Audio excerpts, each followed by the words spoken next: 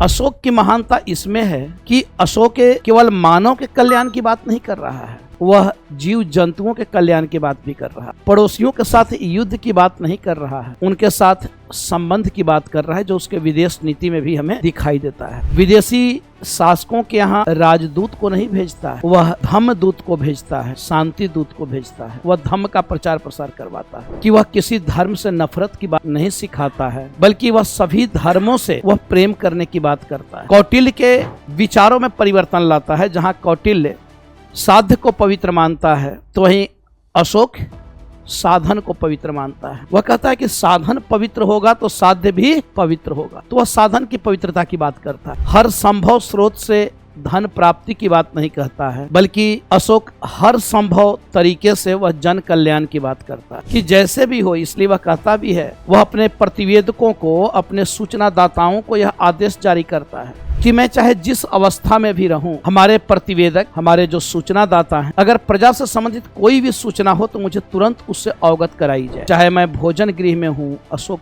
चाहे मैं वाटिका में हूं, चाहे मैं शयन कक्ष में हूं, मैं किसी भी अवस्था में रहूं, अशोक की महानता हमें यहाँ दिखाई दे रही है। हर संभव स्रोत से केवल धन प्राप्त नहीं कर रहा है, और सबसे बड़ी बात, जहां तक जन कल्याण की बात है तो वह लोगों के कल्याण के प्रति हमेशा चिंतित है। वह चाहता है कि कैसे लोगों का कल्याण किया जाए। अगर चंद्रगुप्त मौर्य ने सड़क का निर्माण करवाया तो वह अशोक ही था जिसने सड़क के किनारे वृक्ष लगवाए और प्याऊ स्थापित करवाया। इस आधार पर अशोक को तदयुगीन भारतीय शासकों में सबसे महान शासक ही नहीं कहा जाता है, बल्कि यह भी कहा जाता है कि यदि पुनर्जन्म है प्रजातांत्रिक गांधी, वह हमें राजतांत्रिक अशोक के रूप में दिखाई दे। जिस तरीके से अशोक ने लोगों के दुखों को दूर करने का काम किया, लोगों के आंसुओं को पोंछने का काम किया, उसी तरीके से आधुनिक काल में गांधी भी लोगों को दुख को दूर करने का प्रयास करते हैं, लोगों के आंसुओं को पोंछने का काम करते हैं। तो अशोक की महानता हमें यहाँ दिखाई दे रहा है, और इस आधार पर अशोक को महान शासक कहा जा रहा है।